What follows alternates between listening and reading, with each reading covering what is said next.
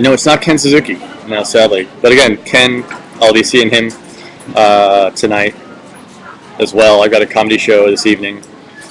Pretty much, I mean, unless the problem is I might get called to the office to do something at any given point today, so I don't know if I actually have to go back there or not. Depends on if there's any emergencies.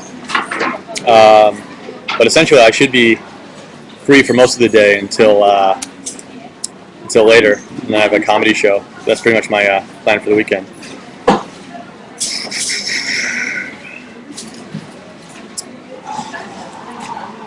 No, not Ken, not Kenji. I wish Kenji. I mean, Kenji and I never go out anymore. Like, we never leave the house. I mean, mostly because he's a fish. It's hard really to get him to go places. He pretty much just likes to stay in his tank. Oh, CC Lemon's awesome. I love it. I love it. But anyway, my guest should be here around 1-ish, I'm guessing. So in the meantime, we can chat amongst ourselves. If there's anything, any pressing issues or questions that have been on your mind, anything I can help you with, because I'll likely be able to answer questions better now than when my guest is here. That always happens. I always get sidetracked. But please understand that I want to try and answer questions fully and not just jump randomly.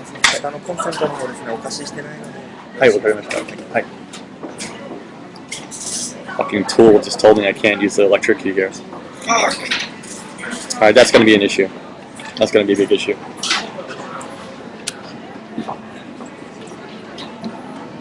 Damn them!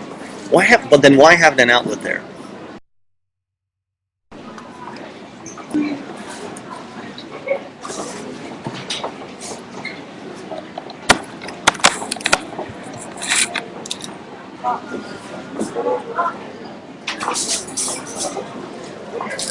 What a douchebag. Seriously.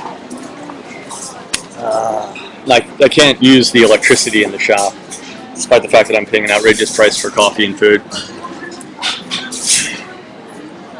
Motherfucker.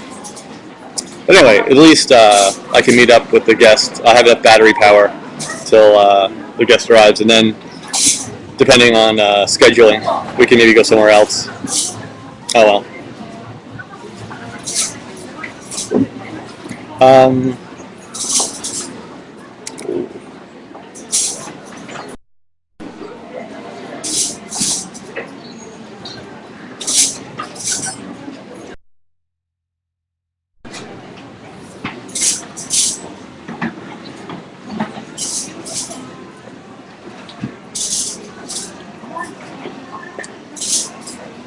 Hold on a second, I gotta give directions.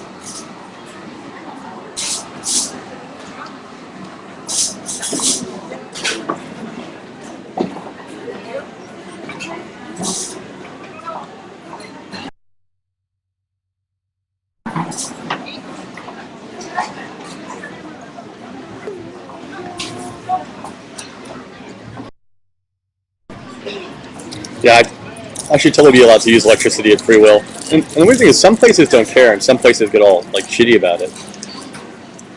Hey, yeah, if you're in Harajuku.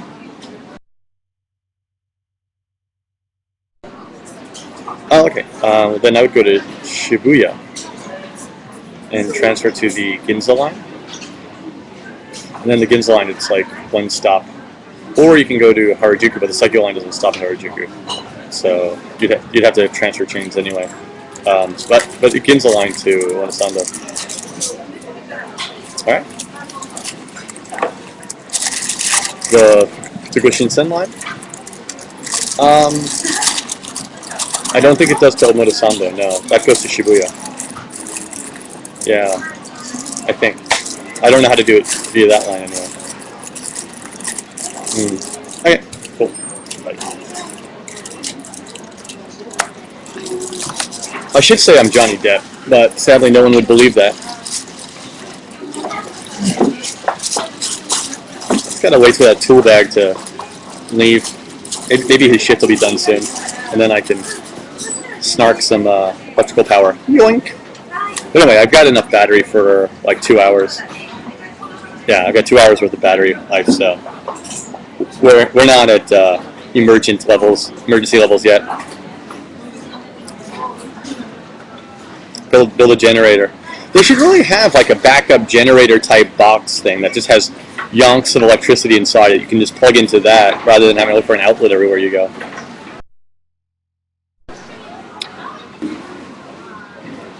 So anyway, before we get into the regular interview portion of the show, if there's anything you guys were wondering about or wanted to chat about, I guess the biggest topic recently is the inauguration, which I watched from Japan. CNN, despite sending me lots of advertisements saying that I could watch it via Facebook, was not viewable in Asia. So fuck you, CNN. Seriously.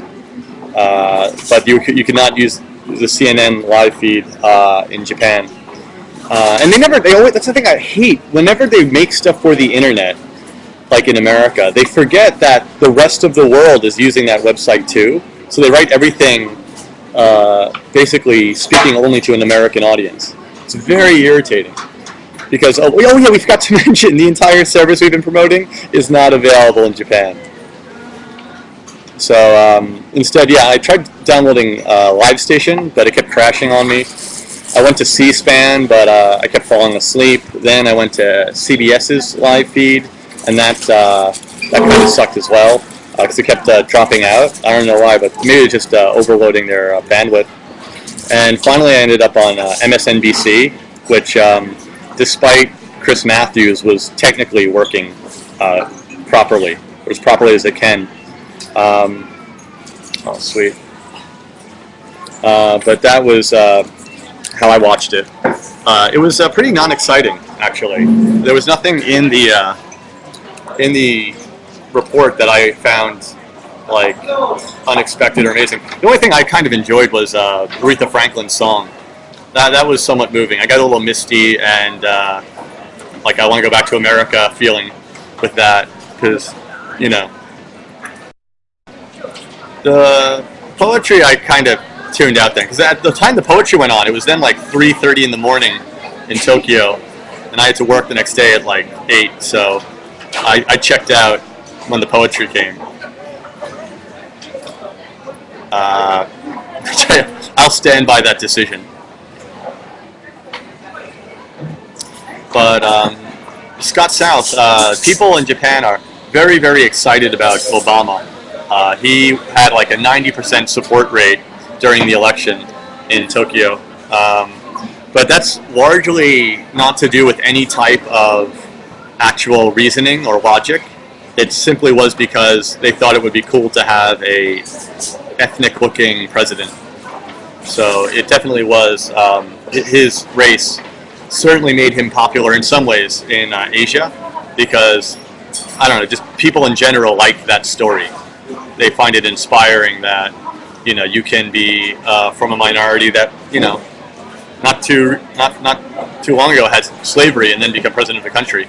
And the overwhelming thought in Japan was, wow, that's amazing. You know, a poor black boy can grow up to be president of the United States. Too bad that could never happen in Japan. So they kind of think it's cool and respect it, but it's very outside the realm of possibility for something like that to happen in Japan. I mean, like almost all elected, like 99% of elected officials in Japan come from families that were elected officials and went to extremely, you know, elite private schools, and they were trained from basically sperm size to become a leader. It's a very, it's almost like an oligarchy in Japan. It's definitely similar to an oligarchy. A lot of those families like tracing back their history to, you know, Edo period Tokyo and like things like that. But anyway. But it was cool that I could watch it on the internet. That was somewhat exciting. Just that access issue alone was cool. And there was so many choices too. There was like a multitude of channels that were doing it online. That was exciting.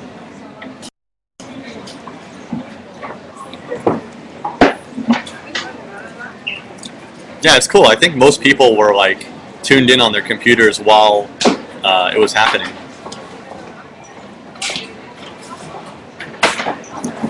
That's very true.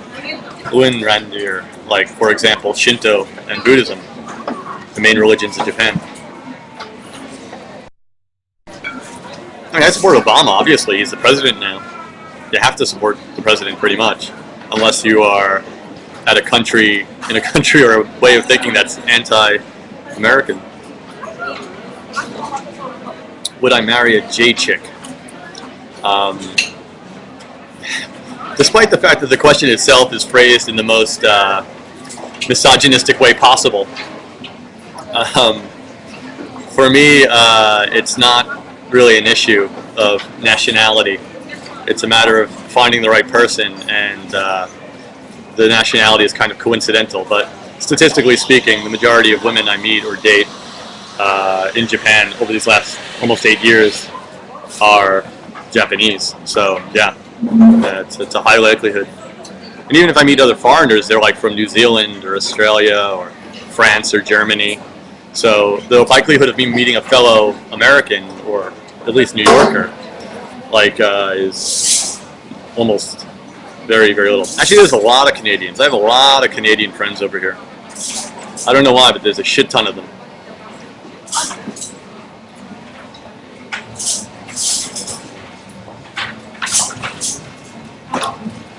Actually, yeah, a lot of my family has come to visit Chatastic. My parents are coming again in April. I'll make sure to have them as guests on the show when that happens. But yeah, they've been over once before. My brother's come over. A lot of my friends from high school and college have visited. But a lot of them came in like the first year or second year I was here, because I was not expecting to be here so long. So when they came, I still hadn't really established a life here. But I haven't had a visitor in maybe 3 years. I mean, I've had some friends, like random friends, like guys I knew randomly in high school, found me on Facebook and said, "Hey, dude, I'm gonna be in Japan on a business trip." A lot of stuff like that.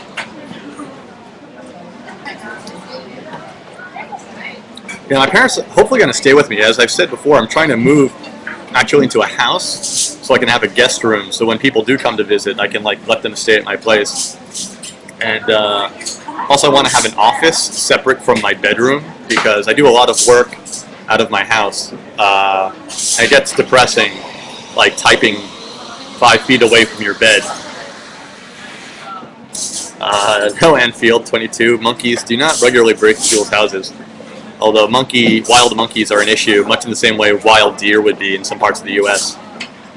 Actually, no, Landry, the house in Tokyo is not that expensive. It all depends on what neighborhood you're in and the age of the house. I've been looking at very, very old, like, well, by Japanese standards, like 30, 40-year-old houses made of wood, and they're somewhat reasonable.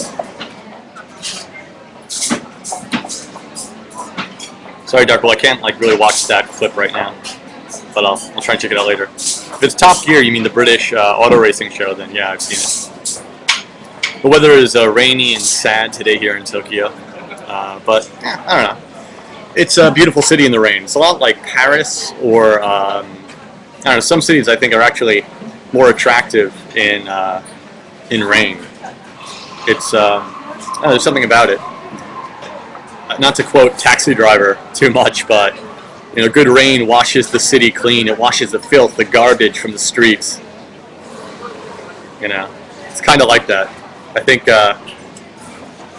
what's his name? I forget his name, the character's name in Taxi Driver. No, I don't have a car or anything like that in Tokyo, so I just get around by train. Douchebag. Sorry, that was the guy who told me I could use electricity. So I don't have a car, I have a bicycle. I got to put that in the video because it's just so hilarious. It's just like, it's called a mamachari in Japanese, and it's got a big basket on the front of it. I want to put like a flag on the back of it, maybe some baseball cards in the spokes, get a real Pee Wee Herman special. But that's how I get around, other than trains or walking. But again, this city, you don't need a car in the city. I mean, at the moment I'm in Omotesando, which is it's near Harajuku and Shibuya. But this is very accessible from my home by train. You know, well, losing weight. I've been the same weight basically since high school. I've never gotten fat or thinner, but generally speaking, I tend to be on the skinnier side, I think, here because of the food I eat. The place I'm currently in, Zach Rampage, is like a food court inside the station, but it's all basically French-themed stuff. There's also there's a Vietnamese restaurant, a salad place, pasta place, a French bakery, donut and a cake shop, and a little wine bar. Sweet.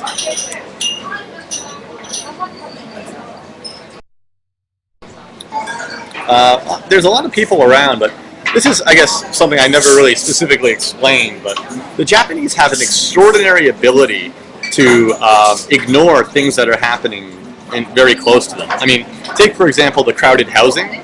If your neighbors are having sex, you can hear it, you know, but at the mailbox the next day, you don't give them a high five. Everybody is aware of what's going on around them, but you don't pay attention to it. You specifically don't look.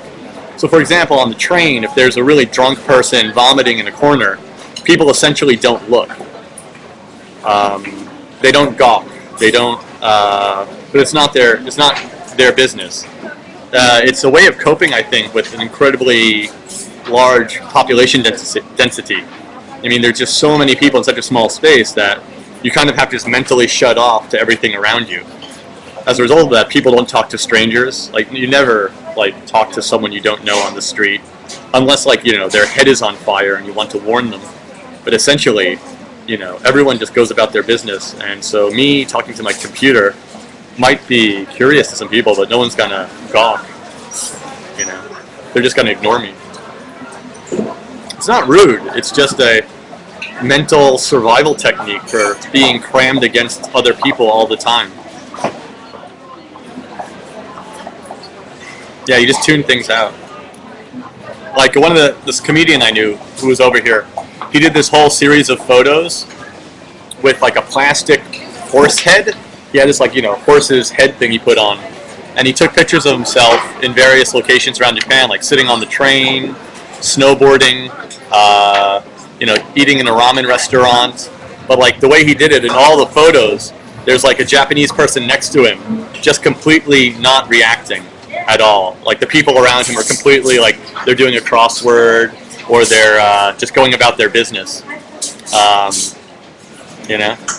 Then HK9475, it's probably not the room for you, so you should probably leave.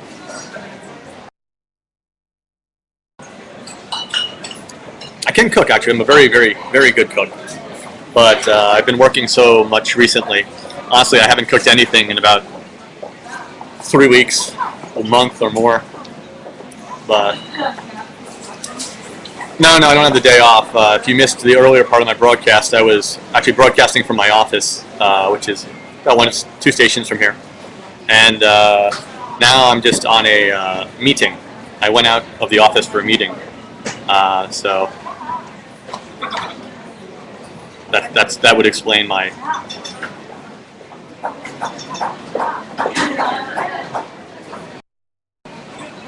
That would explain why I'm not working. But I am working, technically. This is, so actually the job I was working on this morning is a live video streaming website. I'm in charge of the user interface for this website.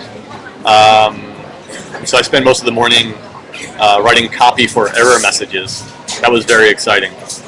And it's going to be live on February 2nd.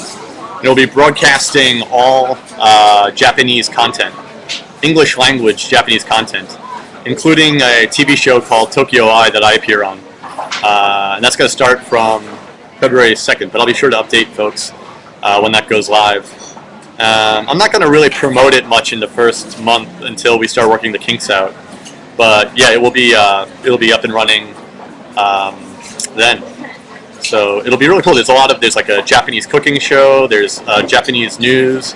There's Japanese. There's a show called J Mellow, which does pop music reviews. There's a travel show, which is what I do, different exciting spots around the city. I just spent most of this month filming a 2-episode series on how to be a tourist for little money in Tokyo, like a cheap, like a Tokyo tour for $100 or less. It's pretty cool. The content is already being broadcast on satellite, but to receive the satellite signal, you have to have like a 6-meter fucking parabolic receiving dish, which like no one in the world has. So no one's been watching the show for the last 2 years. So they got the idea that we should stream it online to give it, greater access. So that's definitely going to be there. Also, I believe NHK World, there's going to be another website where it might be visible as well, but I'm not involved in that, so. Anyway. Yeah, I know, isn't that crazy? Okay. That's a weird shot of him, though. But yeah, Chocolate Rain is broadcasting, what's his name? Teizande? That's pretty awesome. Actually, yeah, you might be able to get NHK on live station. Again, this is specifically, it's called JIB-TV, Japan International Broadcasting, and it's going to be, most of the content will be purchased directly from NHK, but some of the content will be original program we're going to create ourselves in JIB. But basically, it's a NHK kogaisha, or it's like child company. But it should be really cool, actually. It's going to be a great resource for information about Japan. Also, I'm going to be writing all of the blogs and stuff like that on the website. So, that'll be fun. I could never beat Chocolate Rain with viewers. That's just not going to happen. I'm just going to... In fact, I kind of don't want to, in some strange way.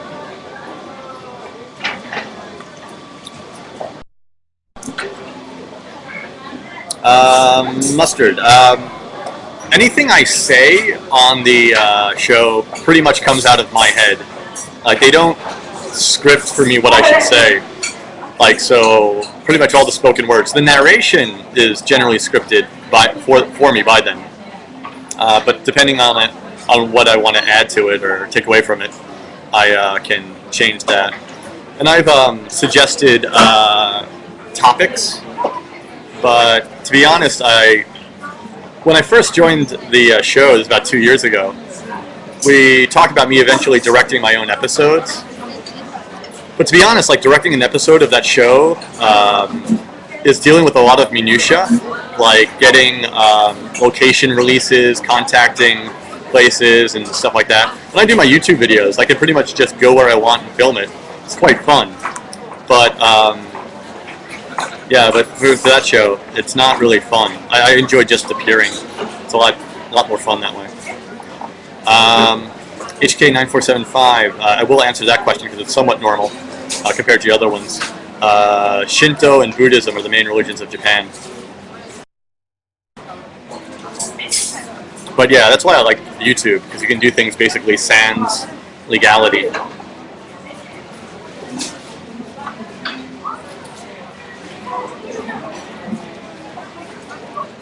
Yeah, actually, that's not a bad idea, TZ. I'd like to do one from up there, but until I get a better internet setup, I really can't do that. 'Cause there's no Wi-Fi up in that place. I just got an email from my company. But okay, good. I don't have to do anything. My little mail program here evidently pops up with an email from work, and I have to check that. But otherwise, I'm kind of free for the day. Yeah, Shinto is basically a kind of animism, like a belief in nature spirits and ancestral deities and whatnot. Anfield, actually, Omotesando French Cafe. This is pretty much the epicenter of hot women in Japan.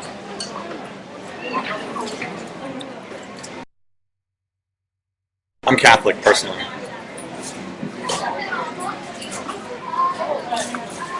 Yeah. So in Shinto, basically everything has a spirit. Literally everything.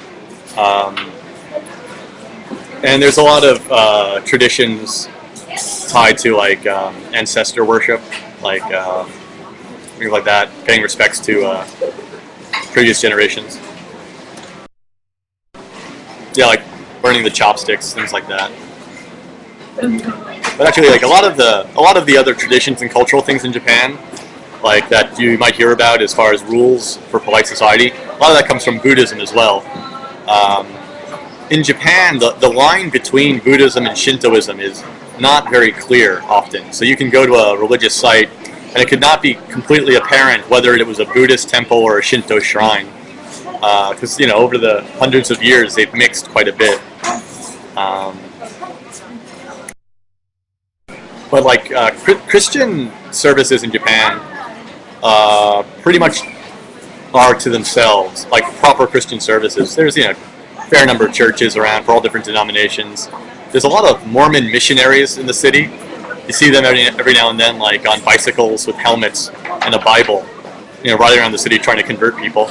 But basically, Christianity, in terms of actual believers, is like 1%, maybe 2% of the population.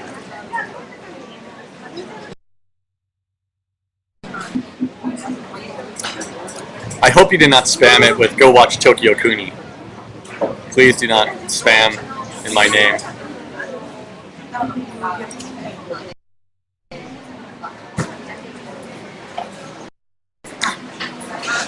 Yeah, I understand Kansai Ben. I don't speak it personally, but it's not that different. I mean, there's some different phrases and the way verbs are ended and things like that, but essentially, I mean, it's not that complicated.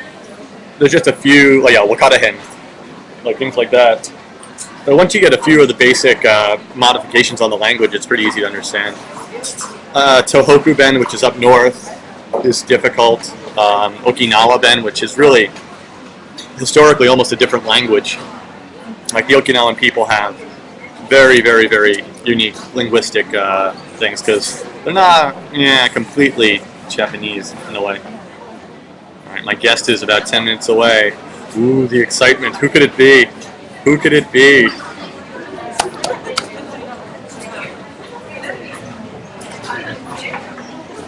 I don't know Daniel Call. Actually. Who's that? Yeah, Dave Spector, of course. Everybody in Tokyo knows Dave Spector. He's on TV quite a lot. Popcornage. In Osaka, it's called Osaka Ben. Ben just means like dialect. I mean, it's a little bit more detailed than, like, say, having a southern accent. But essentially, it's like that. It's like Southerners speak a little bit differently than Northerners. I'm sorry, Lawtown Kid, you cannot stroke my beard. I even have my jacket. I've got my my razors. I haven't had a chance to shave in a couple days. I've been so busy. I can't even fucking shave. I literally just been running from place to place for the last week.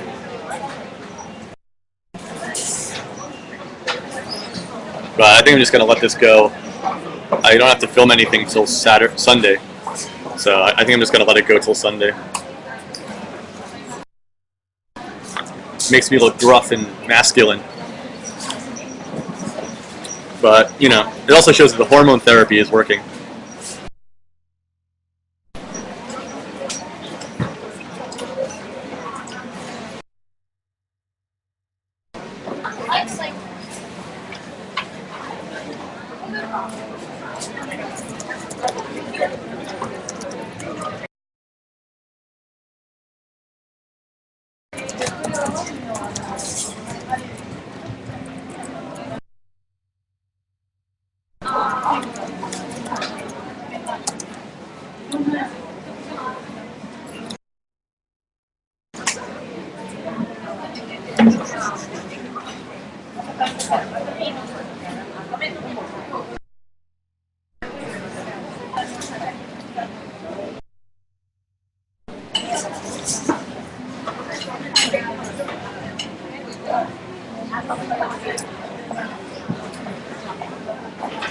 Don't know Alex Kerr. Mook Up 1, I have been stopped by the police probably about 7 or 8 times in the 7 or 8 years I've been here. you get stopped every now and then. They just ask for your gaijin card, which is like a small card you get from the city hall that verifies you have a current visa. It's usually not a huge issue. I mean, they just stop you and basically ask to prove that you have you're living legally in the country. And I think once or twice they've searched my bag. But they search the bags of locals as well. If there's been a crime in the area or something like that, sometimes they'll stop people. Or in specifically sketchy neighborhoods, they occasionally do random bag searches. A lot of foreigners living here get really uppity about the being stopped by police thing, but I don't think it's such a huge issue. I try not to harass the cops too much when they ask me for my ID. I just give them my ID and then go on my way. But a lot of people do get all Rosa Parks on them, like their civil rights are somehow being abridged.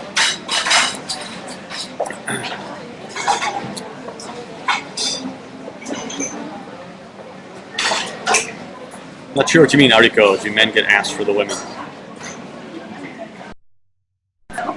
Ah, fast track. Sorry about that. Actually, yeah, I already informed them I'm not going to be working on that show this year.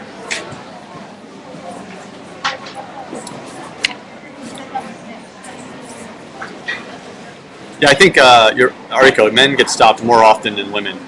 But then again, they're usually trying to stop hostesses who are living illegally or working legally, so that women get stopped a lot too, especially if you're Southeast Asian looking. Hold on. Or Russian looking. Hello. Yep, it's in the station. So you go out the ticket gates and go towards exit A3.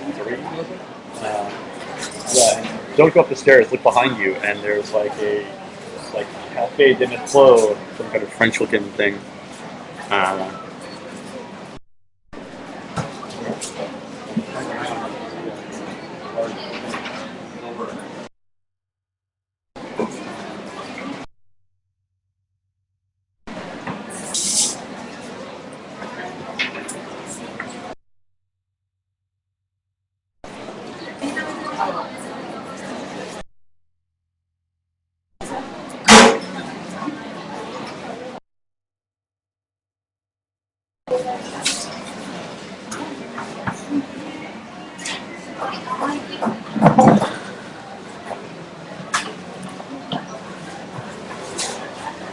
Yeah, no one's going to run off my laptop, especially not here. I mean, of course, it's not smart to leave expensive electronic goods laying about, but I'm not smart. So there you go.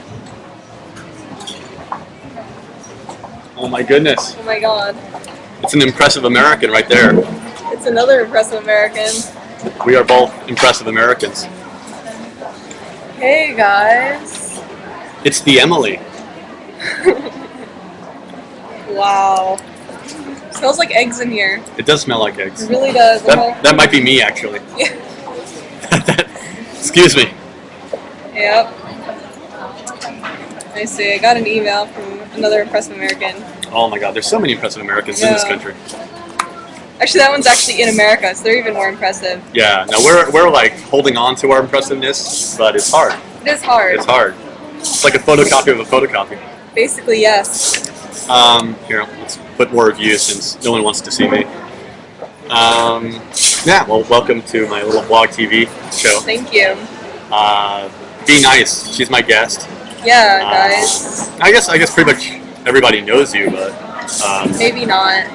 Yeah, we should probably do a little self-introduction. Okay. So in brief, who are you? I am Emily, and I am from the internet.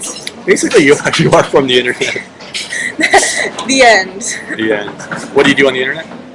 I don't even know. What do I do on the internet? Yeah. You make videos on YouTube. Okay. Making them for a while. Actually, I think we've been doing the videos about as long. I don't know who was first, me or you. I honestly don't know. 2006. I started October 2006, but then I didn't post any more videos for 4 months. Okay. Yeah, too. I just kind of went online and was just watching other stuff. It's kind of hard to confirm your YouTube birth date. Do you count the day you signed up for the account or the day you really first posted a video? No one knows. And you write blogs on Amebla in Japanese. I do. I have a new Amebla actually that I opened yesterday. Nice. Yeah. And that's all in Japanese. It is. Which is cool. 100% yo. Actually, and I can confirm something because I know at one point there was all this like really bullshit like discussion about whether or not you actually spoke Japanese. Yeah. And yes, she speaks Japanese exceedingly well. In fact, much better than I do. So just to put that to rest. Stop dissing yourself, Kevin. No, cuts. I know it's Emo Friday, but still. It's Emo Friday. It is Emo That's what Friday, I do. the official day of emo. But no, seriously, I mean, it's like so irritating. Like people who say like Maggie Bond can actually not speak Japanese. She has maybe a couple sentences or a word here and there. But no, you actually speak the language. I legitimately speak the language. I have to. In fact, like I could not probably blog in Japanese. Really? I don't think I could do it. I think you could. There would just be way too many screw-ups. Oh. I like that place over there called Tossed Salad. Isn't that great? That's really awesome. There's a shop here called Tossed Salad. We should go over there and be like, excuse me, will you toss our salad? I want them to toss my salad. We can go over there. We can. We could. And actually, we have a production budget for this lovely show. So if there's anything you would like to eat or drink. They actually... Yes. Nice. You can get some food. I am starving. So I ate a soy joy this morning. A soy joy? Yeah. Hide the teeth. The soy joy, for those of you who know, don't know, is a delicious little nutritional bar made of cardboard, I believe. Yes, cardboard and a hint of soy. And a hint of soy. Yes, yes. They're delicious. It's like a Snickers bar without the satisfying part. You know, but they're actually good, but like, they only start tasting good when you're halfway through eating it, and then it's only 2 more bites and it's done. There's a weird chemically taste to it, though, that I don't really like. You know, the American one tastes more chemically. Oh, really? I had one in America, and it was like, I couldn't really eat it. I freaked out. I was watching 30 Rock, and there's a scene where the guy's trying to get a soy joy out of a vending machine, and he reaches his arm in, and he gets stuck. And I was like, a soy joy? Oh my god! Why is a soy joy in an American TV show? So that's Aren't they American, though, originally? They might be. I mean, they seriously could be. But I had never heard of it in the States. But I couldn't find them in the States, only at Walmart. Walmart has everything. They do. Walmart is like the building where they keep the Ark in Raiders of the Lost Ark. That's always how I feel when I go to Walmart. I'm going to turn a corner, and see like the final resting place of Noah's Ark and like the Ark of the Covenant. All right, so take some money and go get food, coffee, drinks, anything you like. All right, thank you, sir. Where do you recommend that them? donut place is awesome. Is it really? Maybe I'll try one. I've always wanted. That's good. And we can get one of those later. Okay. Also, my battery is only going to last about this much longer. Okay. And we can either go somewhere else if you want to, or if you want to go, then it's up to you. No, I'm free all day. All right. We'll play it by ear. All right, so stay tuned for more exciting happenings here at my blog channel. Anyway, I'm going to stop this video because now it's just me. I think everyone's lost interest.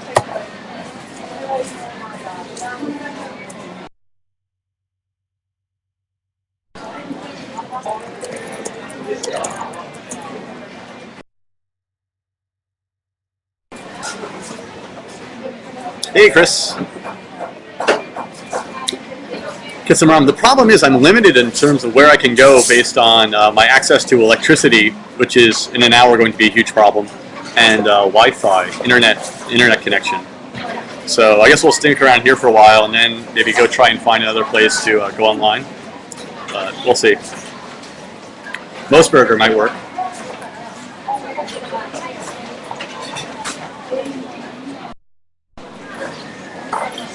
Yeah, I have my charger with me, but the douchebag staff at this place already scolded me saying I can't use their electricity.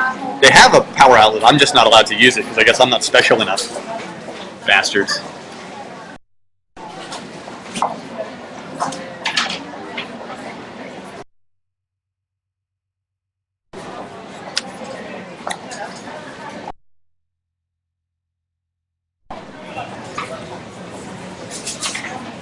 Yeah, if I tell them I'm Japan Vlogger of the Year, I'm sure that'll open some doors. The front door to kick my ass out.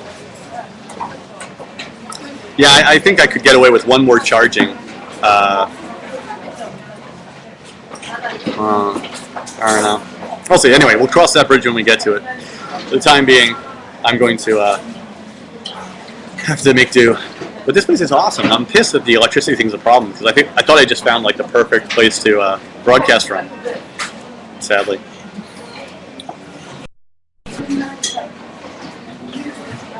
The other problem is like the outlet is directly underneath some woman's chair in front of me, so that's kind of awkward.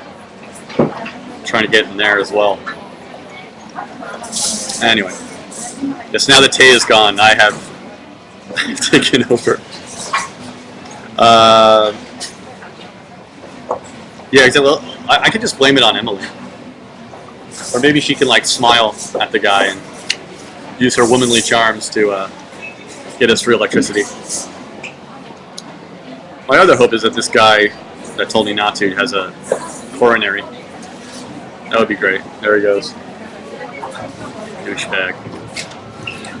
Oh well.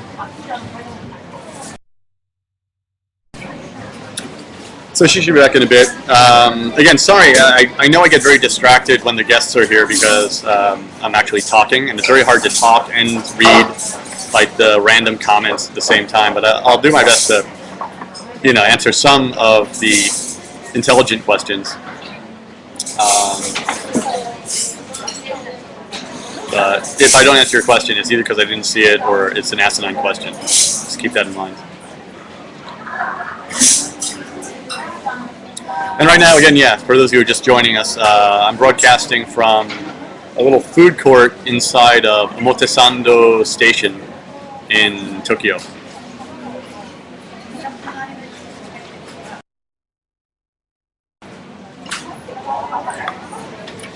Shopping for clothes is fine, generally. I mean, I have really crazy long monkey-like arms, so I can never find shirts that have my sleeve size. But, with the internet now, you can order stuff online, so you don't really have to worry. But the majority of clothing is made for Japanese body sizes, which means they're not particularly fat or not particularly tall. Offhand, I don't know what my sleeve size is, sorry. I have very long arms. Well, hey now. My tie collection is expanding as always. I just got an awesome Doraemon tie from somebody a couple days ago. That was awesome. Very excited about that.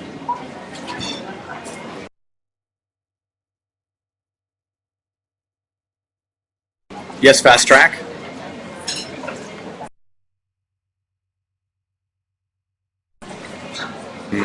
I do wonder where TokyoCooney Sam gets his clothes as well. Maybe there's a circus outlet.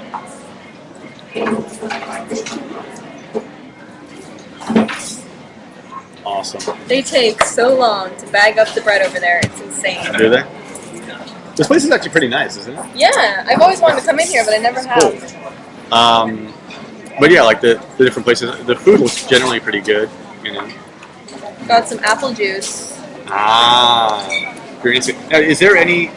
You were called Applemilk. Is there any reason for that name? I was on an apple diet when I started that username. An apple diet means, I'm guessing, you only eat apples? Pretty much. Wow. So that's crazy. I was eating a lot of apples. But the milk part, where does that come from? I don't know. Yeah. I really don't know. Just came out kind of randomly. Apples are awesome. Apples, that's a convenient food. It's better than the orange, because the orange is so much work. Although I do love mekons, like in winter. That's nice. I don't even know what the hell is on this sandwich. You just got it? I just kind of picked it up. Wow. You're a risk taker, Emily. I am a risk taker. I take risks. You can't be stopped. So, are we supposed to, answer what they're saying? We are. Okay. But I've told them that I always end up missing a lot of the questions. Yeah, there's a lot of them going on. They're often very insane questions, so we can ignore those completely. But if there's any good questions, the idea is to answer those. Okay. And I generally try to have people come and talk about specifically their area of expertise. Okay, I don't really... So I've had a bartender, a stage actor, voice actor, people who do different types of things. So you can give perhaps advice to anyone who might be curious about specifically that area. Okay. Does But Emily have an easy time with buying clothes? I don't understand what that means. Well, no, we were just talking about how I have monkey-like arms, so getting sleeve sizes that actually extend to the end of my arm is impossible. Well, and my waist size it's quite narrow, but my legs are really long, so Yeah. inseam is impossible. Well, Japanese clothes tend to be like way really long in the arms and stuff for girls, and legs for like super long, so you have to hem them. So it works out pretty well for me. But do you actually hem stuff? No, because they're long enough for me, but they'd be too long for a Japanese girl. Okay. Yeah. But yeah, I mean, there is just a different body type here than you'd have back home. But in the States, I had a hard time finding clothing as well because, like, all the guys in America my age are fat. So for my height, usually they have a huge waist. The only time I've ever been able to buy stuff nicely off the rack was in France, and it was like everything fit my body type. See, shoes is not a problem. I have small feet. Shoes is impossible. I have to wear men's shoes. Wow. Yeah. I should not admit that I have small feet, should I? No. But yeah, actually, that can be an issue too. Like, what's the upper limit in terms of size? I think for men, like 29, 30, something like that is probably the upper limit. I don't know. For shoe size. I guess girls' shoes end at 24 or 25, and the guys' shoes start at 25. So I'm like right in the middle. I can wear girls' shoes in some brands. Yeah, no, like for night clothes, like pajamas, I have to buy all women's stuff. You buy pajamas? Yeah. For size issues. Yeah, women's lingerie like usually. 90s, things like that. They just fit better. That's why. Yeah. If anyone was wondering. It's your YouTube page. Yeah. My username's Applemilk1988. Yeah, put it up there. I thought this was going to be a portobello mushroom, but it's just a huge onion on the bottom. I think calling you Applemilk1988. Oh, did you spell it right? Yeah, you did. I'm a retard. I was going to say, something looks wrong there. So, yeah, I put her username up in the top there. Yay. Yeah, you are young. I was born in 1989. I wasn't born in 88. Wow. Yeah, you are young. I mean, that's a whole different experience. I think coming to Japan at your age versus my age. Although I was like what 23 when I came to Japan, so I was not that much older when I first came here. But I mean, did you find it took any specific amount of courage to do so at such a young age? No, because I was just crazy anyway. Okay. You know, if you already are crazy, it doesn't really faze you. If you were like a normal American girl, I think coming over here would be pretty disturbing. Or you come over for a short time and want to leave, but yeah, I think it's harder when you're younger because like your friends and things like that, it's harder to leave those things behind. They mean more to you. I didn't have many though. Because I've moved like 15, 20 times throughout my life, you know, so just new people all the time. It's kind of the same thing for me. I was always in the same general area, but when I went to high school, I didn't know anybody. Yeah. In junior high school, I didn't know anybody the first day. High school, I didn't know anybody the first day. University, I didn't know anybody the first day. Moving out to LA and London, I didn't know anybody when I moved to those places. Yeah. So I always kept starting over, so it's a good skill to have, actually. Yeah, you can meet new people like you know? Exactly. Well, I don't think that's a benefit to your life, but that's actually... You should avoid people like me if you at all can. No, you're actually like the most normal person I think that I know, which is really disturbing. That is disturbing. I don't know. There's a lot you don't know about me, Emily, for one thing.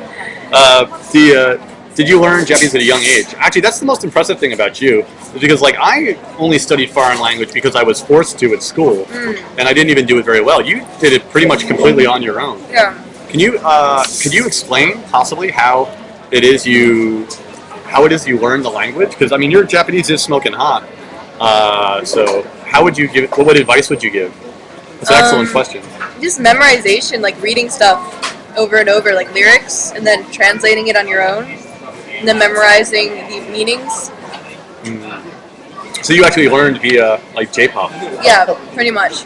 Wow. My ears would bleed before I would learn anything. I couldn't do that personally. No.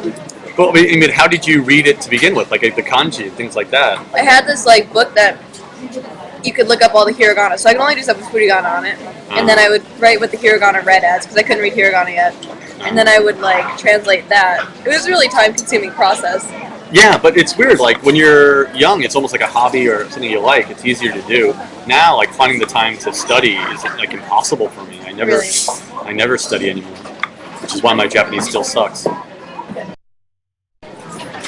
Zach is apparently Chinese, but likes Chinese. Just go trilingual. Yay. I think the bottle is supposed to be shaped like an apple. You know, this is like, they always sell this at, like the place where the old Jewish people go. Like 2J's Florida? and stuff. Yeah, Florida. Well, I lived in Florida, but like 2J's and stuff, in like very Jewish areas, they always sell this stuff. Apple. Yeah, I I mean, think it's kosher. could be.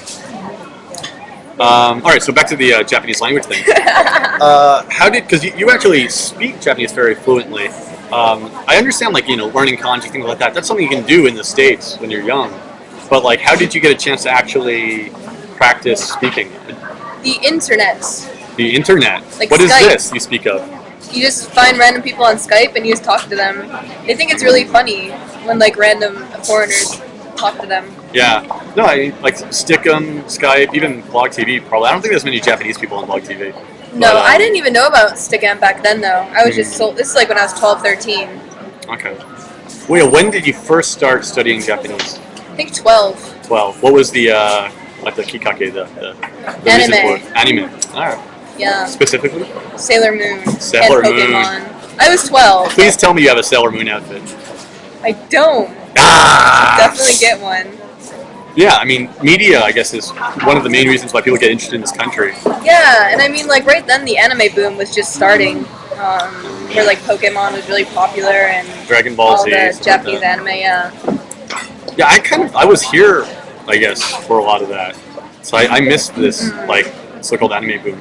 Well, why do people do that? Why are people interested in Japan, do you think? Everybody thinks that America sucks.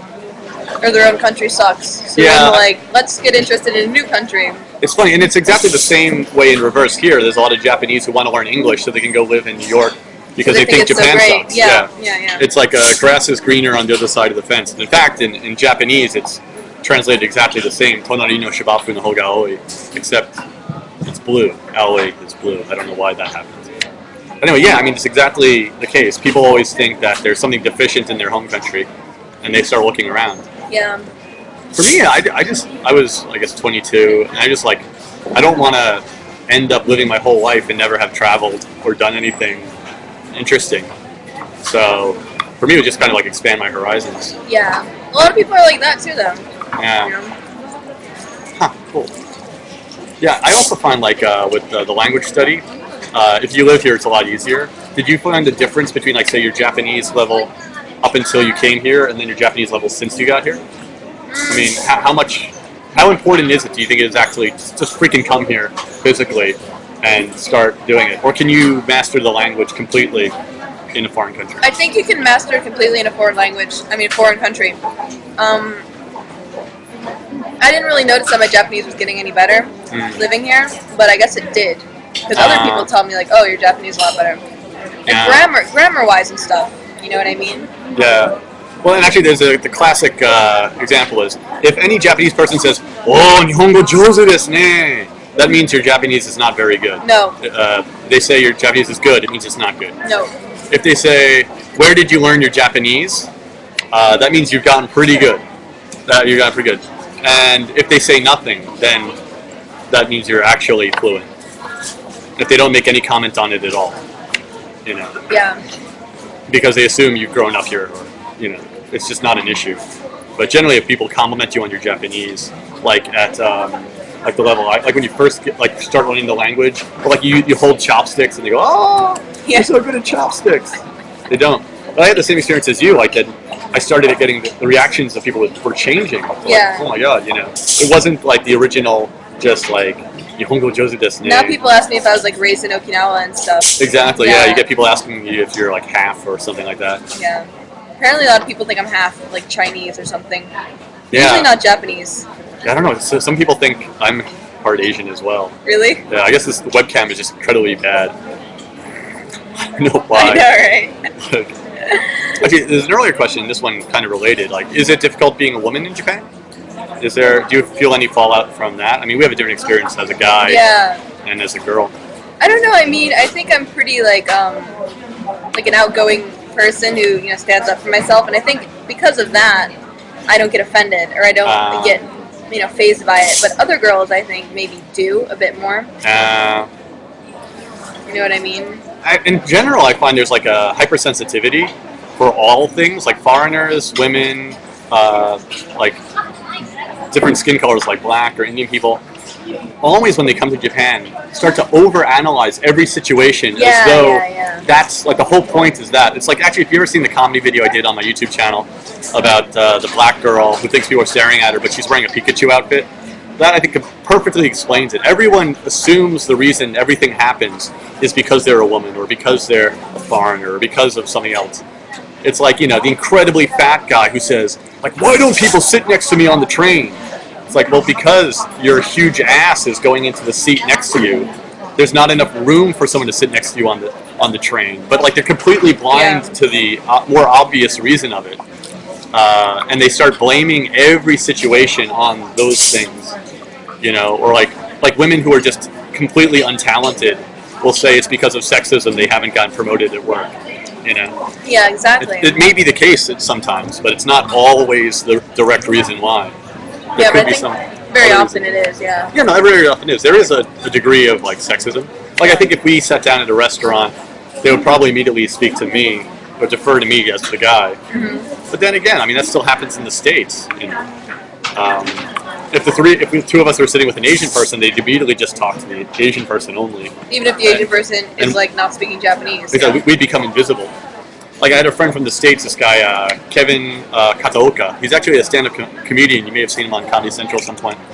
But he was born and raised in Japan, but speaks no Japanese.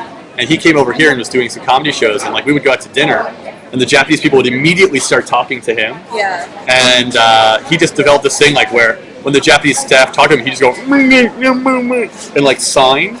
And they're like, oh, naruhodo, he's deaf. And then they turned and talked to me. And I'd have to, like, pretend to sign to him to, like, ask him questions. That's pretty awesome. Epic. Yeah. But because he looked Asian. Yeah. Well, he is Asian. Yeah, I guess technically. But he's an American. Yes.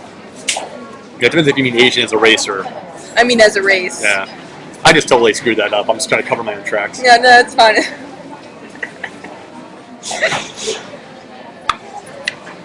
Wohe coffee. Zach, sorry, this is not the Chinese chat room. Zach des. Wohe coffee. 你喝咖啡吗？你好咖啡吗？ Alright, this video is winding to an end. On Japanese language, I guess. That would be a good title for yes. that.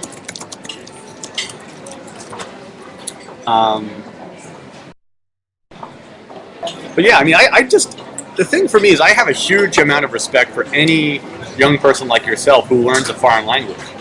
Because I get tired as an American living in Japan for, like, the North Americans, specifically, like, U.S. Americans, always being the retard at the table who can't say anything or read anything. And, like, the Europeans and other people, like, are fluent.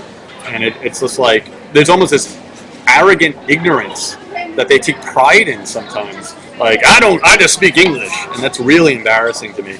But then, like, I mean, you got criticism for, speaking, like, the language well, and people were saying, oh, want to be Japanese, things like that. Yeah. Like, what the fuck is that? You can't learn a foreign language? No, people are never happy. You know what I mean? Yeah. You win some, you lose some. I think it's just an ego thing, that they know that they're not, like, really doing anything with their life. Yeah. So they want to, piss on people who are, having an awesome experience, learning a new language, doing something exciting. This is true. There's always haters. Meh. Would you consider yourself, like, an internet generation person? Because I kind of think I'm too old for it. Like, I just said meh. But I don't understand, like, a lot of what people talk about on the internet. I've been going into chat rooms since I was 7 years old. Wow. Which is kind of scary. Like 7. sounds so much like a State Line to Catch a Predator setup. This young girl has been going into chapter since she was 7 years old. Come and have a cookie. Someone was asking about the idol stuff. Like The idol stuff. When did you become interested in that, or how? Well, you know, I was using my blog website a lot, and there's like a lot of idols up in there. Yeah. Yeah. So I was like, hey, maybe I could, you know, give it a shot. That's true too. Like I think that's a difference between the U.S. and Japan. I think Geinoji here tend to have a lot more fan outreach stuff like that and communities like that. Like whereas I can't imagine, for example, I don't know, like Kim Kardashian or someone like that having a blog about her daily thoughts and feelings. Yeah. The only thing she'll have on the internet is like a sex tape. There's not the same like interaction with people. Yeah. Which is also bad, I think, for Geinoji here. Like Geinoji meaning like famous people, because like if they're out in public, people feel like they're allowed to go up and talk to them. Because they feel like they know them. Yeah. Whereas like if I see Ben Affleck in New York, I'm just gonna like ignore him because I know the last thing he wants is someone coming up like, oh my God, you're Ben Affleck. You know. Yeah, they don't really have any respect for like, you know, privacy in that sense. I think it's like almost all actors, models, things like that do like vlogs and things like that here. It's crazy.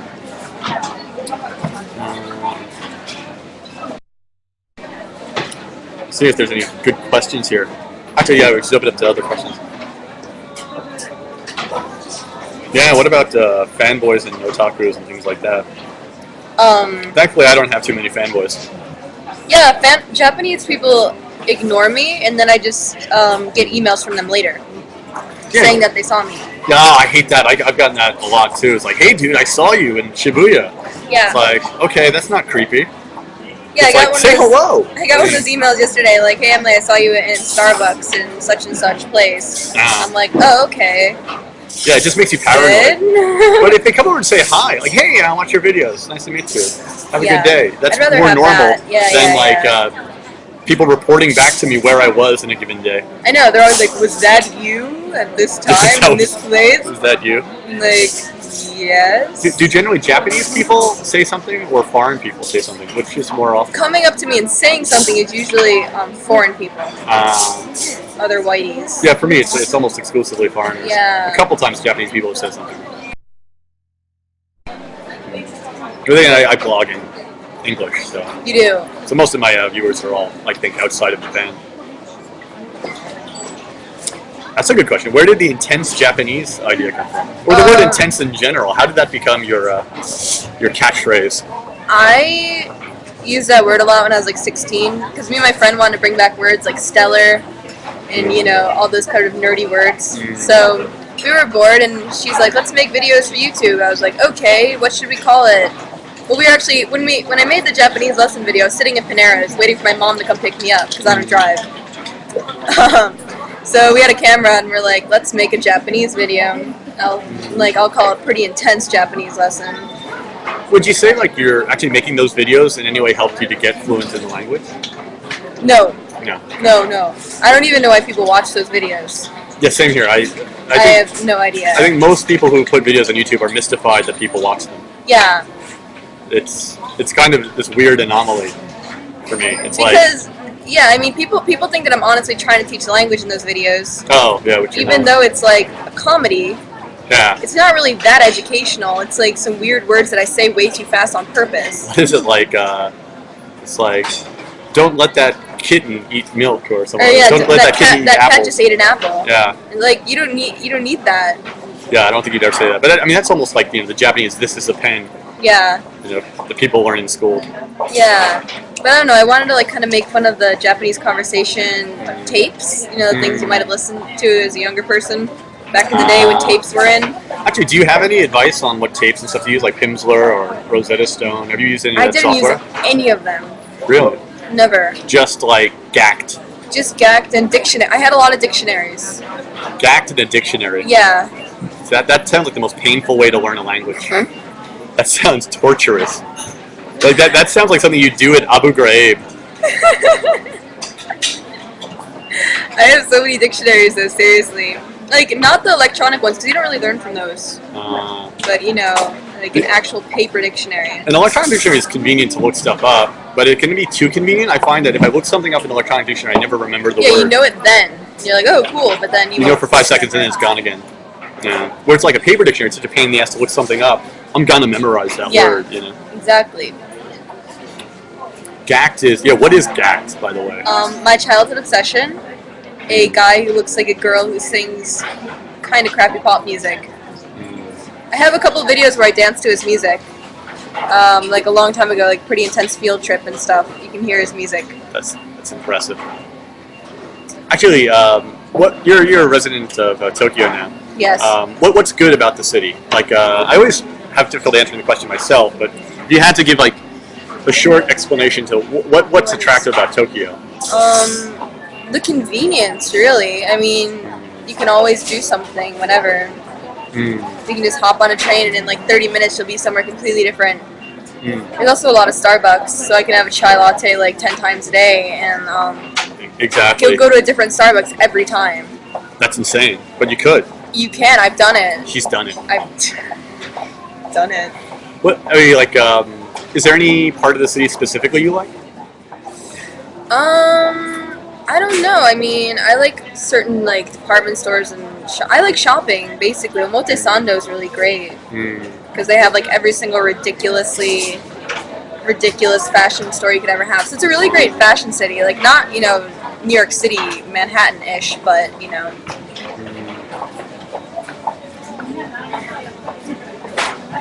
Yeah, I haven't done this yet. I love doing that. That's so much fun for me.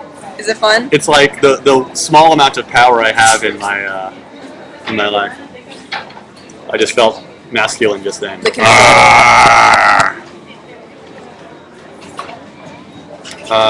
Yeah, I mean, like the convenience stores. I mean, aptly named when you say convenience. Like literally, you can get anything you want 24 hours a day, even in the most boring suburban neighborhood.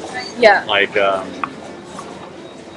yeah. Do you feel like a sense of adventure day to day here, or is that worn off? It's kind of worn off. Like I like going out and not partying or anything, but just walking around. I mean, I never get tired of just walking around and looking at people that I don't know. Yeah, I never get tired of people watching. Yeah. Actually, the way we first met, this is about, I guess, almost a year ago. Yeah, I think over a year ago. Like I was sitting just people watching at like a coffee shop in Ikebukuro and spotted her walking past. I was like, oh my god, that's Emily! And ran up and I was like, hey Emily! I'm on YouTube too! Can we be friends? And she just had this like frightened like look in her eyes, like, okay. Anyway, I have to go far away now. Nice to meet you. I was kind of freaked out, maybe. That probably was a little bit frightening. Yeah. Like, when I saw you that day, but then like we talked for a bit then. Yeah. But yeah, I can imagine that was kind of creepy. I seriously, I think I come across as very creepy when you first meet me. I've met a lot of creepier people. The haggly, shaven, unshaven. I don't think you were so unshaven at that time, though. No, I think you were a little bit more well put together. We could hope. Yeah. But yeah, literally, it was just people watching, and it's like, oh my god, that's the thing. This city, despite having 13 million in the central part of the city, I run into people I know fairly often. Yeah. Like, and especially as looking the way we look, we're fairly easy to spot. Yeah, definitely we are. We're both tall. Yeah, both tall. That's nice on the train, huh? Yeah. You get a little bit of headroom. Can breathe. It's nice. Anything you don't like about the city? Is there anything that bothers you about Tokyo? I don't know. How tall are you, by the way? I'm like 5'9" or 10. 5'9", 10.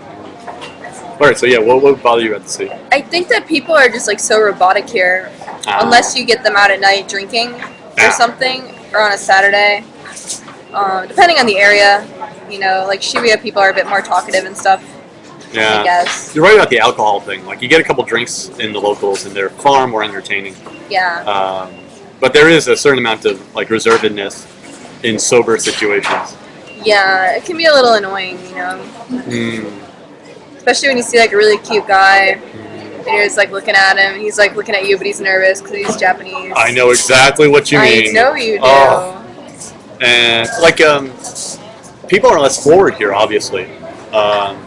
What do you think about like, you know, the aggressive nature of Americans versus like the fairly held back nature of the locals? Which is better in a given situation? I don't know. I don't like going to America and having people like talk to me that I don't know, like just sitting next to me and comment on me or say like I like your shirt, or that annoys me. That person's annoying too. System.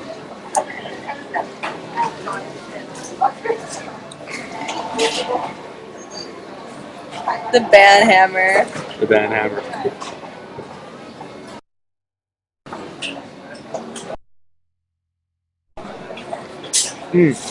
Is there any station you don't like? Station? Yeah, like a specific area that, you know, you dislike. I guess Aoyama and stuff I don't really like much. Nah. Roppongi. Actually, I like Roppongi's like shopping areas. Like I love Midtown, but I don't like the actual streets. I think it's really dirty. Yeah, I mean, like some of the areas around here are kind of like just nasty on the streets. Yeah. Like Ueno, I like. It's nasty, but it's fun in a way. Yeah, yeah. It's Same got with like Shinjuku. Yeah, Shinjuku too is like really nasty, but it's kind of cool in another way, you know? Yeah. Have your family ever been over to visit? No. Or like friends? Mm-mm. I always find the weird thing, and this is kind of why I do the videos as well, is explaining this place to them. You know, why you live here, why you continue, for me, like, you know, so long continuing to live here. It's hard to explain sometimes. But,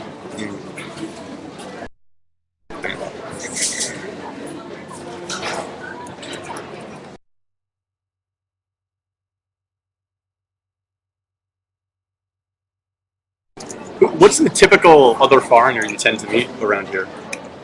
Like, where are they from? Yeah, like what's the typical like profile of someone you'd meet? I don't know. I mean, usually like guys are nicer to girls, obviously. So a lot of like, you know, kind of crazy foreign guys like to have fun and goof off, kind of. Yeah, there is a fairly consistent amount of like embarrassing drunken foreign guys. Yeah. Usually, you know, Caucasians from North America. I haven't really met that many Americans. I did have a brief period where I think I might have been like that, but yeah. Yeah, it's like they came a direct flight from Hoboken to Tokyo, and brought with them their skills as a cultural ambassador. But I mean, it's also like my brother was an officer in Korea, and he had like 40 guys under his command. But a lot of them were like 18, 19-year-old guys from like, you know, Mississippi, Alabama, who had never been outside of their county, you know, much less like their state. Yeah, and that so, must be like, it is a cultural, you know, shock. So there are a lot of like, you know, service members. Not all the service members by far. I mean, most of them are really nice, really, really nice people. Yeah. But there is occasionally like the guy who got transferred here in the military who's just like, what? And they go out and get drunk. And especially in Okinawa, dude, it's crazy there. I don't even consider that to be Japan, really. Actually, you've been to Okinawa, that's several sweet. times. I go there a lot. I haven't been there yet. I think it's because I don't look as good in a bathing suit as you do. I don't even go to the beach. I went on the beach and I almost died. Did I tell you that story? No, you didn't. Oh, well, there was like this sign on this chair by the beach and it said, "Don't swim. You know, high tides." And me and my American friend were like, "Oh, whatever. It's just a stupid sign. It's in Japanese anyway. We'll just pretend like we can't read it." So we go into the beach. I just bought like a new swimsuit. I was all excited and stuff. We go in the water, and there's a lot of big rock formations sticking out of the water there. It's crazy. And all of a sudden, this huge like tide comes and swoops me up, and I'm like dragged across the surface of the ocean for at least like 50 feet or so. Wow. And I like cut up the bottom of my hand really bad. My legs got pretty messed up. The bottom of one of my feet got like this big. Not so impressive. And so I stood up, I'm like, alright, I'm okay. And I go over to the beach and I'm like, I'm covered in blood. I was like, oh, wait, no, I'm fine. Now for me, I would have been like, get my camera. This will totally be a most disgust. I took a picture with my phone and put it in my blog, but that was all I did. Yeah, my friend was like really a manly, like ripped a piece off his t-shirt. like they do in the movies. That's so cool. I know. That guy rocks. He's like, here, I'll use this to tie up your wounds. I would just been like, ick, It was hilarious, though. Yeah, I would have been less heroic. Sad to say. I went to the aquarium. It was really cool. Actually. There was another good question someone had just back there. It was like, why do foreigners who are here dislike other new foreigners coming? That's very true. I'm not saying that we do. Yeah. But like he makes a good point. Like sometimes, yeah, there is a bit of that feeling. It's like it's your Japan. You don't want other people to come. I don't feel that way personally. I want to encourage more people to travel abroad in general. You know, learn languages in general, not specifically just Japan, but like. But yeah, there is a little bit of that, like, oh, why are you here? You know, this is my country. Like a lot of times, if I even make eye contact with another foreigner and like, smile at them, they'll look at me like they want to rip my throat out. Exactly. Like, are you mentally ill? Why are you looking at me? Why are you even here? This is my country. There's a lot of that. I don't know why that is, though. You know? I don't know. People are insecure or something. Your friend, you said, lives in Okinawa. What's that like? Is it because I've only lived in Tokyo, so I don't even know. And I guess your time has been mostly in Tokyo. Well, Okinawa is like, I don't know. There's a lot of Americans there, and everybody knows the Americans are there, and everybody knows that all the foreigners there are American. The Okinawans, well, a lot of them hate the Americans because they like rape their women and stuff. You know what I mean? Occasionally. Yeah. Do you ever do a webcam under the name Applemilk1988? I think I might. I don't know. Well, what is the other places people can access your content in the world? Like, what are the different places Emily exists on the internet? I am on Stickam, Blog TV, which I haven't really started yet, MySpace, YouTube,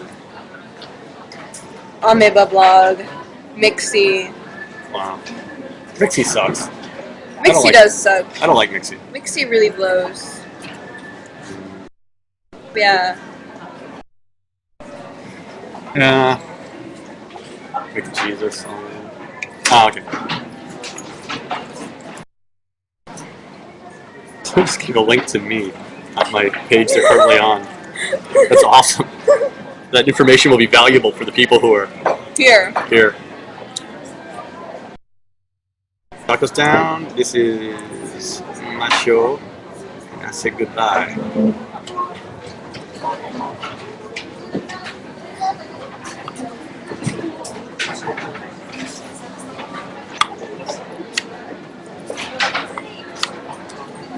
Yeah, the battery situation, that's a good question. Come on, little Mac battery. 35 minutes remaining. Oh, man. I think, like, when I buy a laptop, though, that's pretty much the main thing I want, is, like, battery life. You bought the wrong one. I bought the wrong one. I did. Oh, well. And it's, like, 4 hours if I'm just typing. Because you actually want to do anything, like, where the computer has to think. The battery sucks. Watching DVDs is pretty good, too. But also, if like the douchebag who told me to stop using electricity is gone, keep an eye out for him. If I don't see him, I'll just plug back in. Yeah. That'll always work. Screw the rules. Screw the rules. We're Americans. There was a situation, it was a weird situation recently. I can't really talk about that. Okay. Never mind. I was filming for something, and they asked, like, do you have a driver's license in order to film me driving this thing, right? And I had a driver's license at one point, so I just said, yes, I got a driver's license, referring to the fact that I did at one point get one. Yeah. To make it okay, but it was like such a stupid thing that I clearly know you do not need a driver's license to drive this thing. It was like a showroom model Toyota robot, like Gundam machine type thing. And so there's no way in hell I was going to admit, like, oh, no, I don't, I can't. But, like, I know that if I had said no, they would be, then we can't let you drive it. But, like, if you go to any other country, like, they'll bend the rules and be like, well, you know, it's filming for a show, and, like, it's obviously, no one's got to get hurt. It's just a technical rule. But, like, here, they would never bend the rules on that. Yeah. You know, it's, like, to the letter of the rule, like, to the... It's that can be very irritating about doing things here. The rules have to be followed very, very specifically. But yeah, and also playing ignorance. But no, that's the douchebag there. Oh, is it? Yeah, unfortunately. Uh-oh. Actually, we might want to just find some other place to broadcast from. Yeah, I don't know. Where else is good around here? There's so many places. So many places. Seduce. You know, Brian Meister makes a rude comment about Japanese, and a lot of people, you know, they ask about Japanese men. Is it true? You know, you guys know what I mean. But I'll be honest. I have some experience in this world. I have some personal experience, and it's true what they say about Japanese men's penises. They do taste like green tea. Do they now? Yes. Wow. I feel like I know you on such a different level now. That's a stolen joke. It's one of my friends in my comedy group has that as a joke. It's great. It's a great setup. Punchline. Vinay is an Indian guy who does comedy in my group. I love that joke. Yeah, that's the other thing I find I hopefully I'm doing is confounding stereotypes about the Japanese, with my videos, because the reality is all the stereotypes about Japanese people, yeah, there's some truth to it, but I've met people who so completely break all of those stereotypes down. Yeah. You know, it's like mentioning the alcohol thing before. It never really occurred to me that Japanese people drank much at all. Oh, but, yeah, oh they my drink. God, do they drink? I mean, I always think of the Irish, when I think of drinking. But the Japanese put the Irish to shame. They do, because they have to drink for work even, if they go to their little events, like karaoke with your boss. There's literally been, lawsuits where, families have sued the company because a guy died of liver psoriasis. But they blame it on, the company forcing him to drink too much at, business meetings and stuff like that. The guys who have died of acute alcohol poisoning in the course of a business meeting, God. the family have sued for rights. Same thing in Korea as well. They've had lawsuits to that. Yeah, But it's they get drunk so fast though. I don't know if it's really that they're drinking that much, but they get drunk with But I'll have to admit they get drunk fast, but then they don't pass out. They'll keep going, and it's you'd think it would be done at the izakaya, but it goes on to a karaoke place. It goes on for several more hours after that. And they just keep going and going and going, and they've got a gold card, and they're yeah, let's go. They're little Energizer drunken bunnies. Yeah, basically. But they're a lot of fun. I mean, and that's the thing. I never really imagined that the really exuberant part of Japanese culture you see in the festivals, and you see in things like that. They're less reserved in those settings than they are, say, in a formal meeting. Chocolate Rain, stop using caps for one. Oh, that's not... You're just a douchebag. Why are there douchebags on the internet? It's because they all secretly have a crush on me. It actually is that. It's haters are the STD of the internet, basically. They are.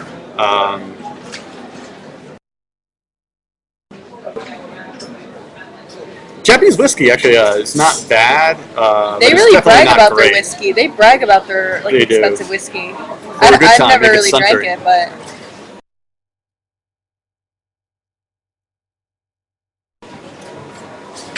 that's a good. Actually, Ariko makes a very good point.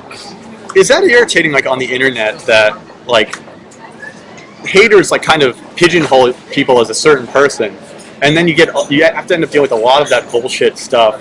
Yeah. Anytime you want to do something on the internet, like a chat room or a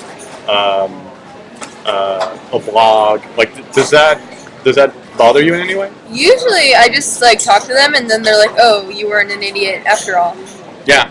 You know. It's funny. I've gotten every time I get a hate comment, I tend to write a letter to the person saying "Wow, that's really inappropriate," and I try to say something nice, and they usually will write back, "Oh, I was drunk." Yeah. I was drunk when I was online or something like that. Yeah, People tend to be if you actually approach them, really quite nice. And and actually Magibon told me the same thing, as I have found in my discussions with you, that, both of you seem to be fairly well put together, confident people. It's more a sense of pity for those people that have no lives. But I mean, you can't save them, really. Yeah, I've also met Maggie. Yeah, we all met. Yeah, we did. Agumon. Like, I guess you can talk smack about her because she's not physically here right now. So, is there a club of famous people who get together? I don't think there is. Actually, No, we should make that. Like kind of like the Super Friends. I don't even know what we're talking about. I don't know. Just say random crap with Emily. Random crap.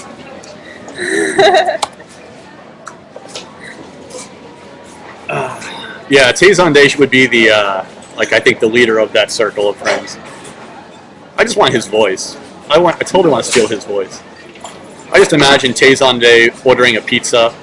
You know, Taizonde calling up information to get an address. Excuse me, I am looking for the home address of one Elonda Hilton. Excuse me, what are the show times for this evening's showing of Tropic Thunder? You know? Twilight. Taizonde in various moments of life. It's kind of like ZZ Top. I always like just imagine ZZ Top in like a supermarket aisle squeezing a melon, thinking like, nah, it's not quite ripe. Like passing it off to the other guy in ZZ Top, being like, what do you think? Does it smell good? Certain people I just can't imagine in normal life. No. Did you see Twilight the movie? I did. What's Twilight the movie? It's this new it's like the new Harry Potter on these vampires. Sweet. And my best friend in America was like, Emily, you should have been cast in that movie, so we're gonna go see it. Because I'm like really, you know, pale and kind of emo and stuff. That's true. You're pale and emo. I'm pale and emo. So she took me to go see it, and I lolled the entire time. It was pretty funny. Is it a good movie, or is it? The acting is so ridiculous. Like this guy's like staring at this girl. He's like, wow.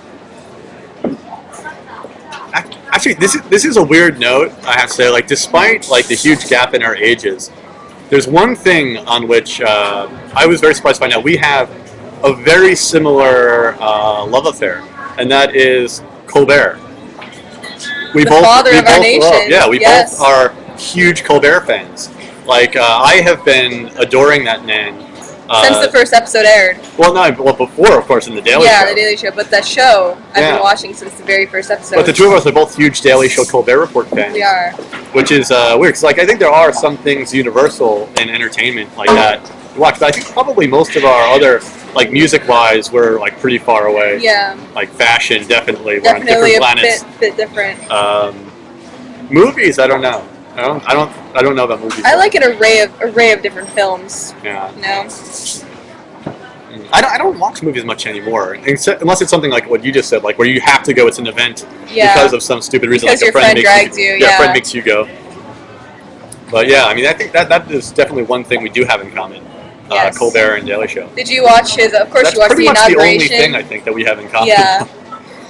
But the same thing like Tikyo Sam, for example. Like I have nothing in common with that guy, but he's endlessly fun to hang out with. Yeah. He could not be more different from me, but that's exactly why he's interesting to hang out with. You know. It works sometimes.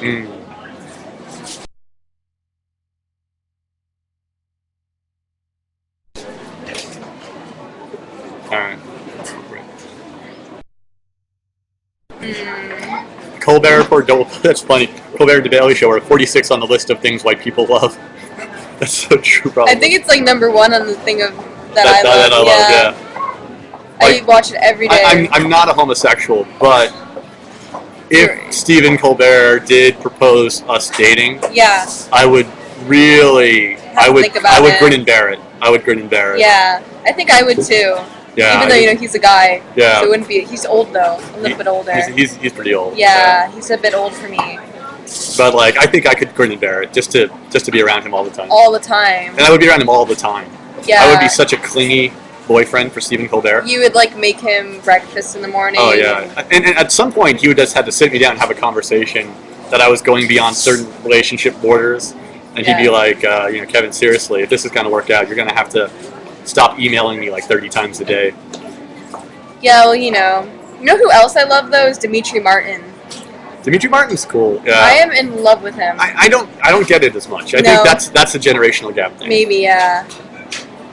But he is fun. Yeah. I didn't like him that much on the Daily Show. I thought his Daily Show segments were okay. But his his routine, his extra stand-up routine was awesome, but his Daily Show bits were always like mediocre and like Trend spotting. Trend spotting was meh. A couple of them were funny. I mean, you're allowed to like it, but yeah, no, the Xbox 360 one was my favorite. That was like one of the first ones he did, though. And then he was just doing like wine, like other trendy things, and this person has anger issues. Go get laid. Am I allowed to say that? Yes, I am now. Oh, he's gone. I almost got him. Okay. Thanks, Akaton. I'm not gonna bother banning people anymore. I'll let the ops do it.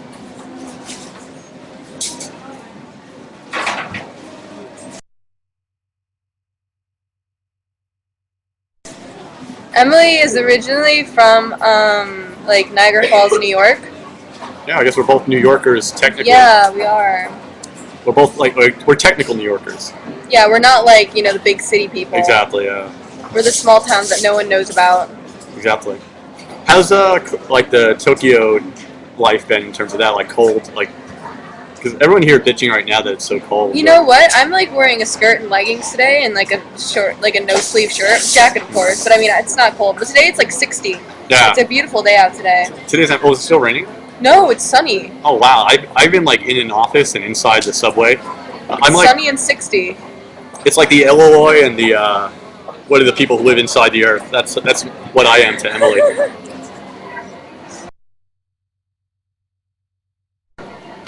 I'm a mole person. Mole people. Morlock, yeah. I'm the Morlock in this. Yeah. This is like a Morlock and an Illinois going online together.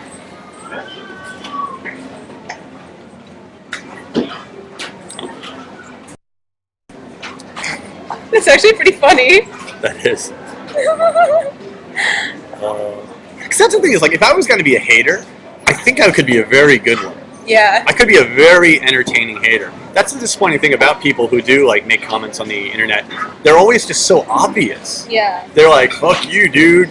You're a faggot. Or like, no, like I love that when people are like, you're a faggot. Like, okay. It's like, how many times do you think haters have written that on, like, What the Buck's channel? Or something like that, you know? It's just so not... And the same thing is, like, also, like, you know, as exactly, Chattastic points out, like, as a stand-up comedian, like... dealing with hecklers. I mean, that takes a little bit of energy to deal with, like, hecklers. Yeah. And it's kind of a different situation because you're actually in a room in front of them, but you always win.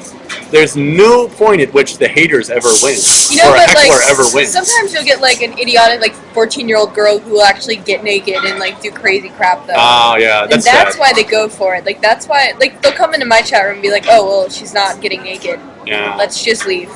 Yeah. But a lot of girls will, like, start crying and getting really emotional about it.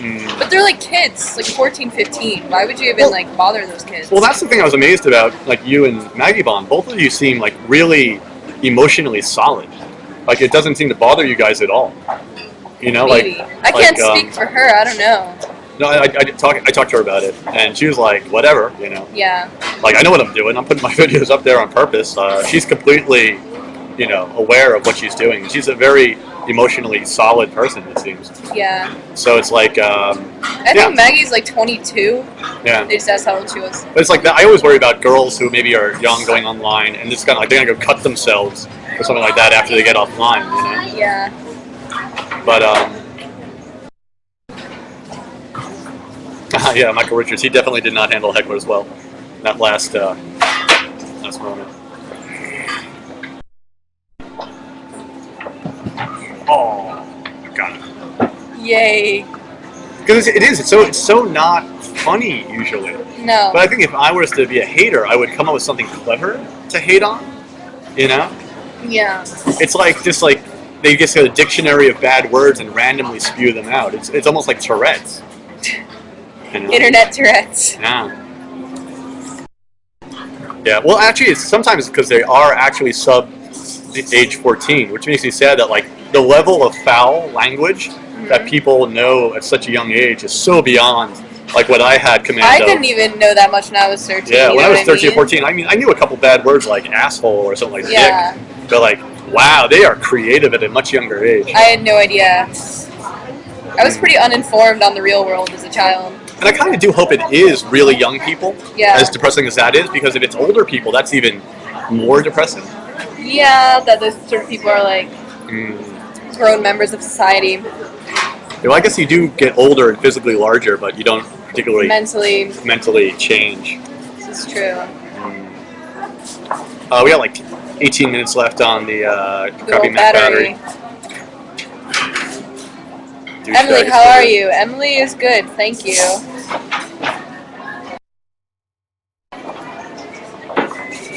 Okay, cool.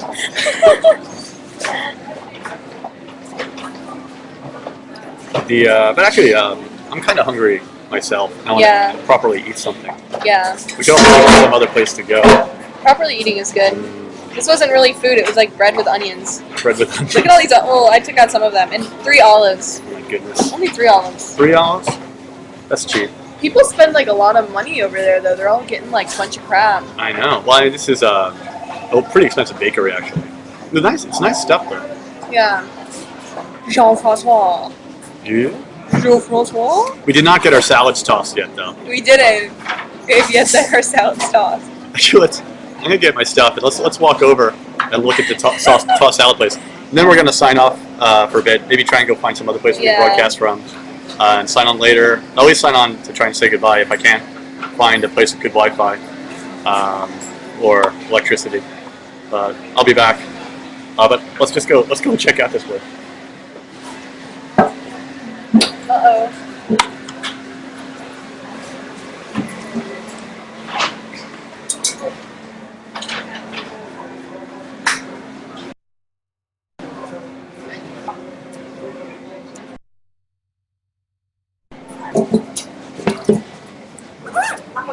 Look at this dorky YouTube bag.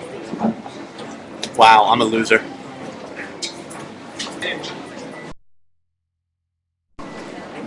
Awesome, awesome, awesome. Everyone's really impressed by stupid things.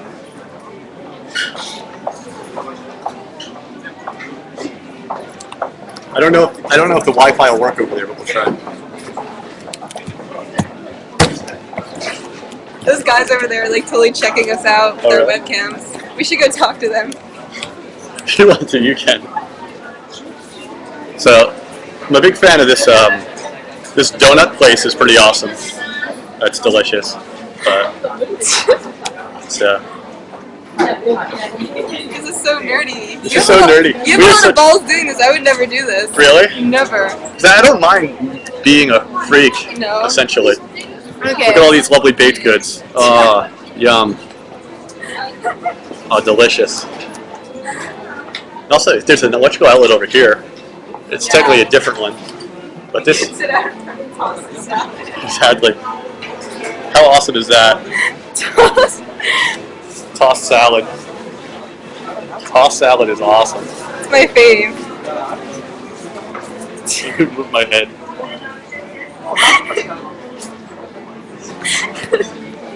I gotta record that.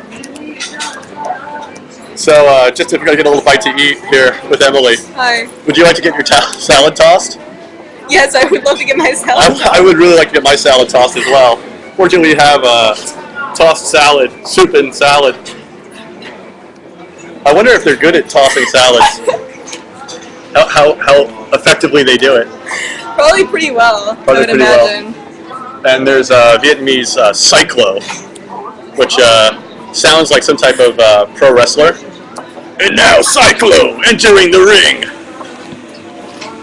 Alright. That's pretty excitement here. Alright, so we're going to go try and find something else to do and somewhere else to be. I'll log back on in a little bit, hopefully, if I find Wi-Fi and electricity. Alright, later folks.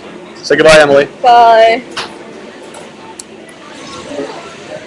You're going to call it tossed salad? Tossed salad. The people working there are like, what the hell are these foreigners doing? I wonder if they know how ridiculous that name is. They probably don't. Alright, I'll be back. About the city. Like, I always have difficulty answering the question myself, but if you had to give, like, a short explanation to what's attractive about Tokyo? The convenience, really. I mean, you can always do something whenever. You can just hop on a train and in like 30 minutes you'll be somewhere completely different. There's also a lot of Starbucks, so I can have a chai latte like 10 times a day, and Exactly. He'll go to a different Starbucks every time. That's insane. But you could. You can. I've done it. She's done it. I've done it. What? I mean, like, is there any part of the city specifically you like? I don't know. I mean, I like certain like department stores and I like shopping. Basically, Omotesando is really great because they have like every single ridiculous fashion store you could ever have. So it's a really great fashion city. Like not New York City, Manhattan-ish, but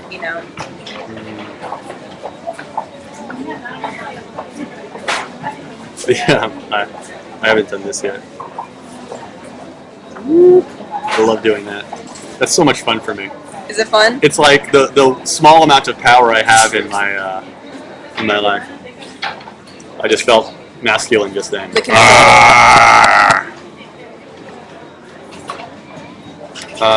Yeah, I mean, like the convenience stores. I mean, aptly named when you say convenience. Like literally, you can get anything you want 24 hours a day, even in the most boring suburban neighborhood. Yeah. Like, yeah. Do you feel like a sense of adventure day to day here, or is that worn off?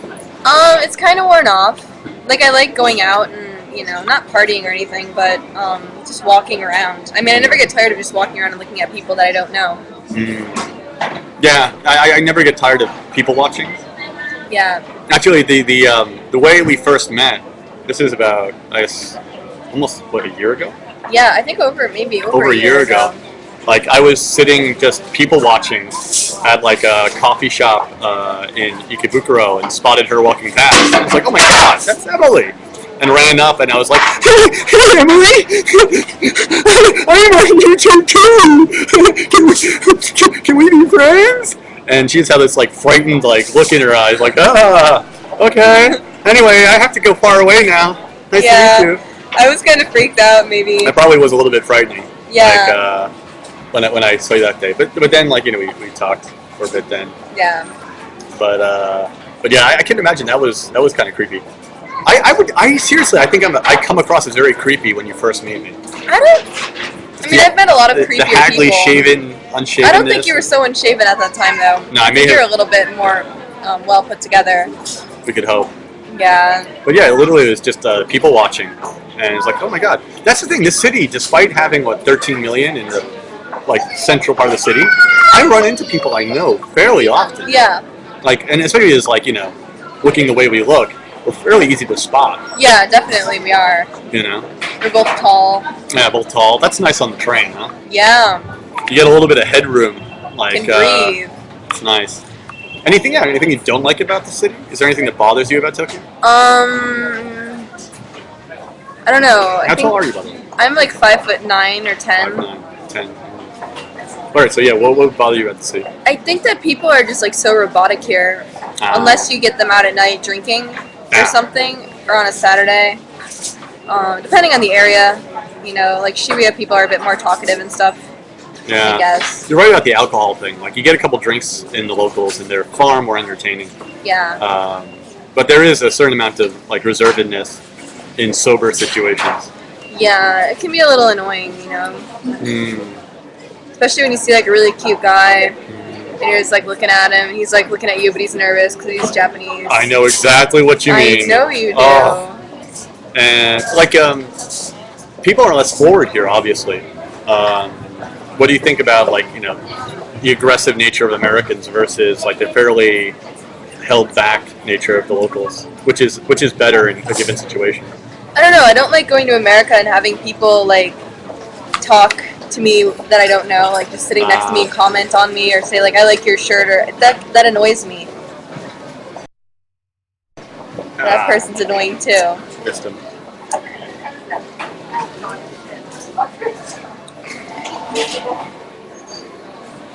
The band hammer.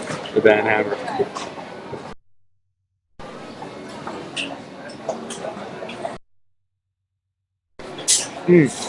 Is there any station you don't like? Station? Yeah, like a specific area that you dislike. I guess Aoyama and stuff I don't really like much. Nah. Roppongi. Actually, I like Roppongi's like shopping areas. Like I love Midtown, but I don't like the actual streets. I think it's really dirty. Yeah, I mean, like some of the areas around here are kind of like just nasty on the streets. Yeah. Like Ueno, I like. It's nasty, but it's fun in a way. Yeah, yeah. It's Same got with like Shinjuku. Yeah, Shinjuku too is like really nasty, but it's kind of cool in another way, you know. Yeah. Have your family ever been over to visit? No. Or like friends? I always find the weird thing, this is kind of why I do the videos as well, is explaining this place to them. You know, why you live here, why you continue, for me, like, you know, so long continuing to live here. It's hard to explain sometimes. But